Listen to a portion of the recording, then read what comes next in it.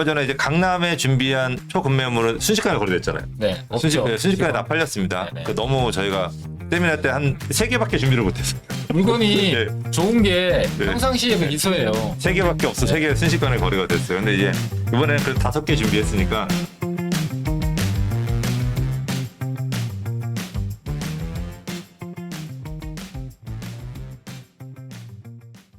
자, 저희 PD가 물어보더라고요.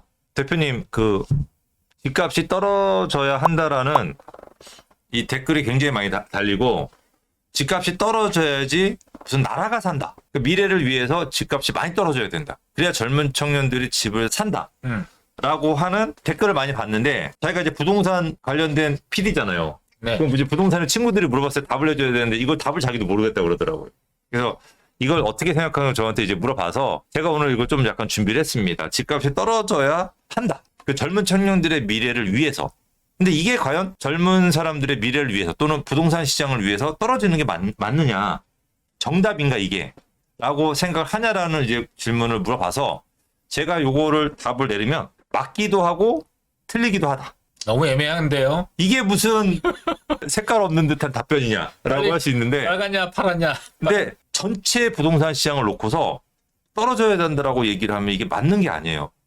정말 틀려요. 그러니까 여러분들 국지적으로 봐야 돼요. 제가 저번 주에 얘기했잖아요. 이제 2024년도 부동산 시장은 아파트는 특히 많이 오른 아파트는 조정하는 조정기로 들어갈 겁니다. 이건 정부가 아예 정책적으로 타겟을 만들어서 그렇게 하고 있어요. 지금 정책으로. 그리고 비아파트 시장 살릴 겁니다. 공급이 적기 때문에 비아파트 시장을 살려야 되는데 비아파트를 살리려고 그러면은 수요를 살려야 돼요. 그럼 수요를 살리려고 한다면 사람들이 비아파트를 사기 좋은 환경, 샀을 때 어떤 매력을 세금으로 조정을 해줘야 돼요. 그래야 사기 시작하고 그게 공급이 돼서 아파트 공급 부족한 거를 채울 수가 있고 전세가 상승을 막을 수가 있어요. 그러니까 이제 그런 부분들을 이제 정해진 정책인 거죠. 이런 정해진 정책이 있는데 이건 확실하게 정해져서 이제 그대로 갑니다. 근데 이제 여러분들이 2024년도 시장은 전체 시장이 아니고 핀셋으로 여러분들 생각을 하셔야 돼요. 그 핀셋으로. 그래서 제가 왜 그런지를 제가 지금부터 좀 설명을 해드리도록 할게요. 신축 아파트 조성 비용이에요.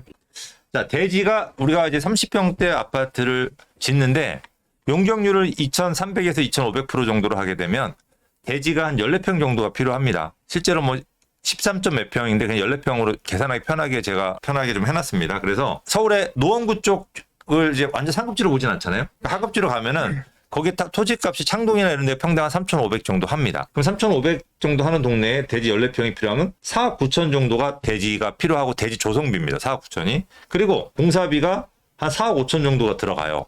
그리고 이제 이주비라든지 뭐 비용을 또 내야 돼. 이자를 내야 되잖아요. 그게 한 2억 정도가 들어갑니다. 그러면 원가가 한 11억 4천 정도가 원가가 생성이 되고 이거를 이제 내가 등기비를 내고 여러 가지 비용을 내다 뭐 기회비용을 쓰다 보면은 시세는 항상 13억 정도에 형성이 됩니다. 그러니까 하급지의 신축 아파트는 13억 정도가 이제 시세가 돼버린 거죠. 11억 5천이 조성 원가고 조성 원가대로 팔 수는 없잖아요. 그죠? 그러다 보니까 이제 재건축 아파트에도 1억 정도의 프리미엄은 항상 붙어 있습니다. 그리고 중급지입니다. 여기는 이제 마포 같은 동네, 마포 성수동, 뭐 자양동 같은 동네입니다. 이 동네는 땅값이 평당 5천 정도 합니다. 그러면 대지 조성비가 7억 정도가 들어가고 공사비 역시 4억 5천 정도가 들어가고 대지값이 비싸다 보니까 조성비용이 조금 더 들어가요. 그럼 조성비용이 2억 5천 정도가 들어갑니다. 그러면 원가가 14억이 들어갑니다. 이걸 다 합치면. 그러면 시세는 17, 지금 떨어져서 17억입니다. 예전에 18억까지 뛰었는데 떨어져서 17억. 그러다 보니까 자 하급지는 프리미엄이 피가 1억에서 한 2억 정도인 거고 중급지는 피가 3억에서 한 4억 정도 피가 왔다 갔다 하는 겁니다. 이렇게 프리미엄이. 이렇게. 그리고 이제 상급지입니다. 강남 쪽에 오게 되면은 대지가 평당 1억입니다. 땅값이. 유재석은 얼마 전에 1억 2천에 샀다고요. 조금 비싸게 샀어요. 대지 값은 평당 1억인데 여기가 대지 14평이면 약 14억 정도의 대지 조성비가 들어가요. 그리고 공사는 조금 더 잘 지어요. 그러면 5억 5천 정도 공사비가 들어갑니다. 국민평형 짓는데. 그리고 역시 이자 및 비용도 대지값이 비싸다 보니까 훨씬 많이 들어가요.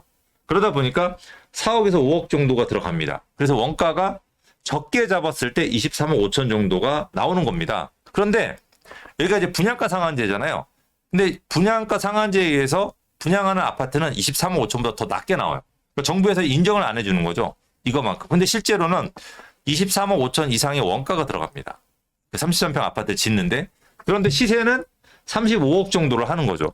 그러면 프리미엄이 약 얼마죠?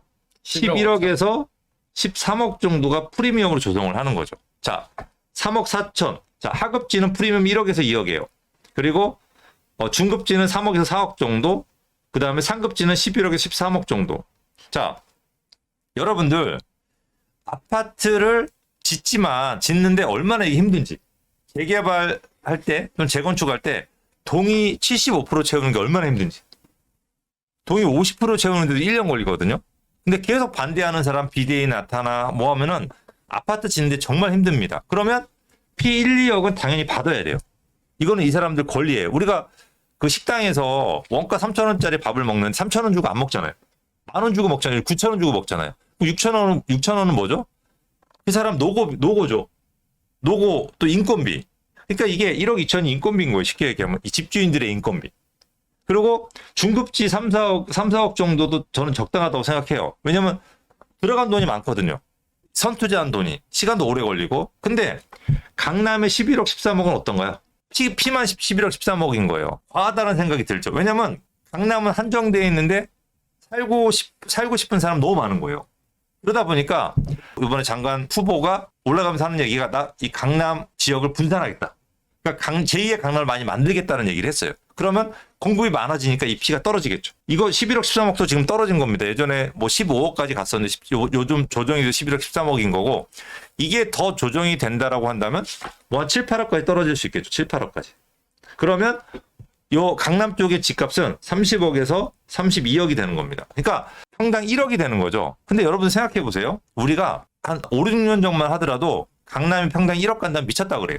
왜냐면 그 당시에 강남 아파트 값이 평당 한 5천 안 갈 때거든요, 평당.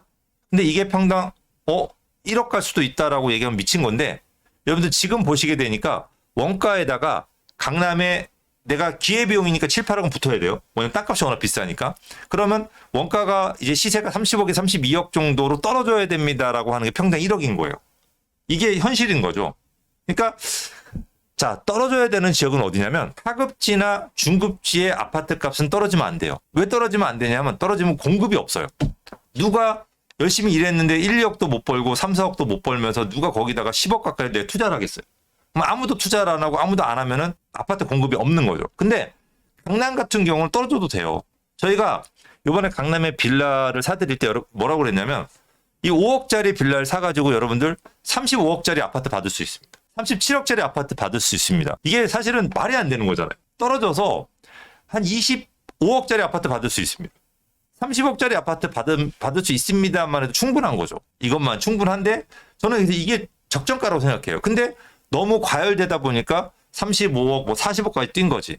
그러니까 얘네들은 떨어져도 된다라는 거예요. 떨어져도 공급할 수 있다라는 거죠. 강남 같은 경우. 근데 강북이나 중급지 같은 경우는 떨어지게 되면 아파트 공급이 없어지게 되는 거죠. 그래서 제가 정답을 뭐라고 말씀드렸냐면 떨어져도 되지만 올라가도 된다라는 말씀을 드리는 겁니다. 자, 그래서 지금 집값이 하락을 더 해야 된다라고 이제 생각하시는 분들이에요. 그럼 이런 일이 벌어져요. 자, 집값이 하급지나 중급지의 아파트 값이 떨어지면은 공급을 아까 안 한다 그랬죠. 내가 버는 수익이 없으니까 공급을 아예 안 합니다. 공급 없어요. 그러고 공급 없으면 어때? 낡은 집 살면 된다라는 생각을 갖고 있는 거예요. 그죠? 유럽은 이런 데는 뭐 100년 된 집을 살잖아요. 그럼 낡은 집 살면 되지라는 생각을 갖고 있는 거죠. 근데 예를 들어 서울에 400만 가구가 살고 있어요. 이 400만 가구가 전부 다 낡은 집 살면 된다는 생각을 갖고 있을까? 그렇지 않다라는 거죠. 상위 5%는 생각이 달라요. 이 상위 5%는 400만 가구의 상위 5%면 20만 가구입니다. 이 20만 가구는 나는 무조건 새 집 살고 싶어. 왜냐면 새 집 살면은 이 느낌이 다르거든요. 이 수영장 있고 우리가 이제 커뮤니티 시설이라든지 또는 얼마 전에 층간소음 방지 발표했잖아요. 야, 이 아파트는 우리 애들이 마음껏 뛰어도 층간소음이 없어.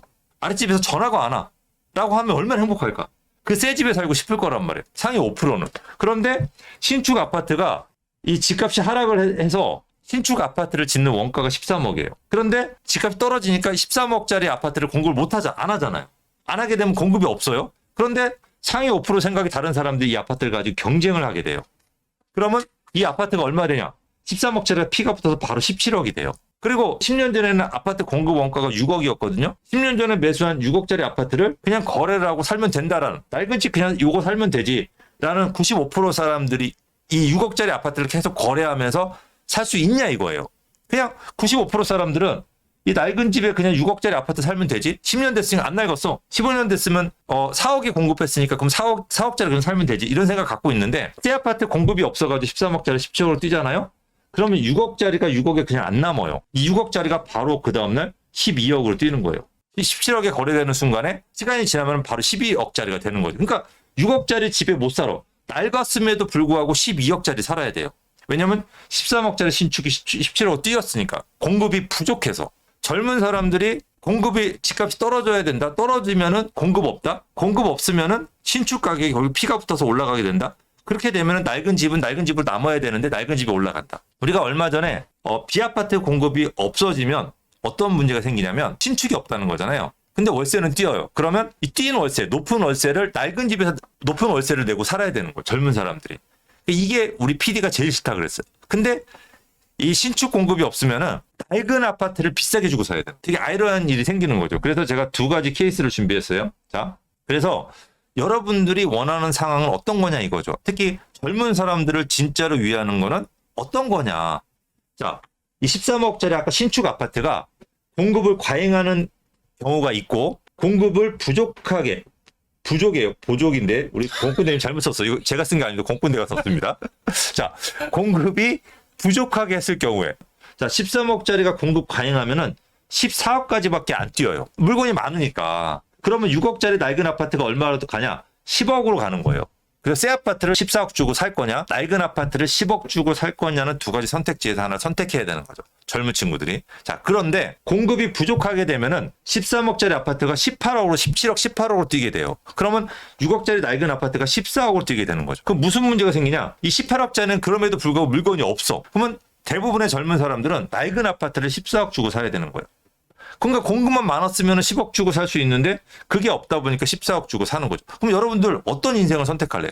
여러분들이 진짜 젊은 사람을 위한다면은 신축 공급가가 지금 엄청나게 뛰었잖아요. 그 비싼 아파트를 많이 공급하는 게 좋을까요? 안 하는 게 좋을까요? 여기가 이제 선택지가 된 거예요. 이건 서울 시내의 얘기예요. 시내. 그럼 외곽에 지금 상기 신도시 많이 만들고 있잖아요.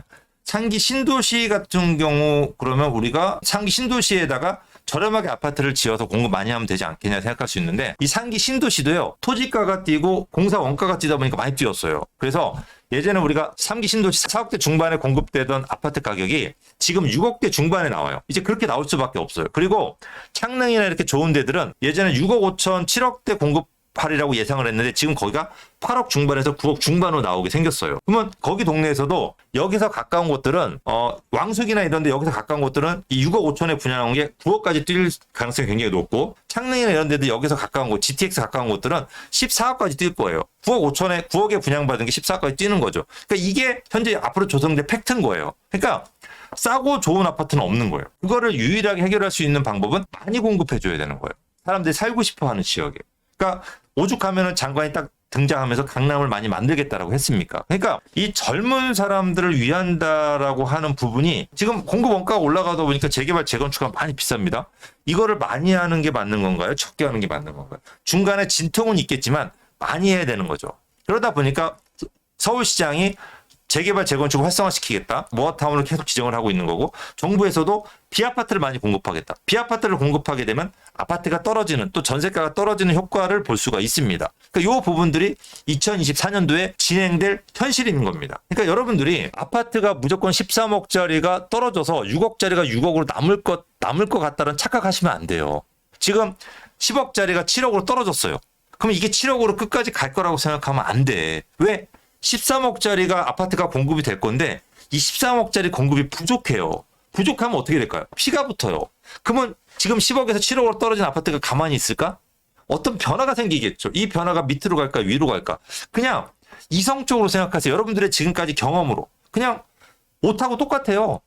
공산품 똑같아. 부족하면 어떻게 될까? 그 부분을 여러분들이 갖고서 여기에 대한 선제적 대응을 해야 돼요. 그래서 젊은 분들한테 자 빨리 청약을 받을지 기존 아파트를 살지 아니면 재개발 재건축을 통해서 상급지로 들어올지 이것들 중에서 하나를 결정하는 시기가 2024년도인 거예요. 그리고 그게 결정이 되고 난 다음에 매도를 하는 시점은 2027년도에서 2028년도가 되는 거죠. 그러니까 이제 그런 여러분들이 선택지가 돼 있기 때문에 저희가 이 세미나를 통해서 여러분들한테 이런 부분들을 다양하게 지역별로 여러분들한테 제공을 하고 있는 겁니다. 여러분들도 주택을 살 수밖에 없는 이유, 이거는 이렇게 될 수도 있습니다가 아니고 이 경우의 수밖에 없는 거예요. 이게 지금까지 제가 20년 동안 부동산 하면서 경험한 팩트인 겁니다. 제가 요거에 너무 많이 당했어요, 그동안. 이제는 여러분들 당하지 않게끔 전달해드리는 거예요. 여기서 어떤 선택지를 할지를 정확한 요인을 우리 이상숙 꼰대님, 권기영 꼰대님, 김학축 꼰대 3명이서 세미나 제공하니까 꼭 오셔가지고 연말에 2024년도 부동산 어떻게 될까? 공부하고 싶은 분들 오셔가지고 꼭 좋은 세미나를 듣고서 좋은 선택을 할 수 있게끔 해주시고, 제가 아까도 말씀드렸지만은 누구나 갖고 싶어하는 지역, 이렇게 집값이 조정되고 있는데 조정이 안 되는 지역에서 초급매를 여러분들한테 5개를 준비했습니다. 그리고 5개를 소진될 때까지 저희가 세미나 때 계속 말씀을 해드려서 저희가 여러분들 제공할 거니까 관심 있으면 오셔가지고 세미나를 들으십시오. 네, 세미나 얘기 다 했습니다. 얼마 전에 이제 강남에 준비한 초급매물은 순식간에 거래됐잖아요. 네. 순식간에 다 팔렸습니다. 네네. 너무 저희가 세미나 때 한 3개밖에 준비를 못했어요. 물건이 네. 좋은 게 네. 평상시에도 있어요. 3개밖에 없어. 네. 3개 순식간에 거래가 됐어요. 근데 이제 이번에는 그래도 5개 준비했으니까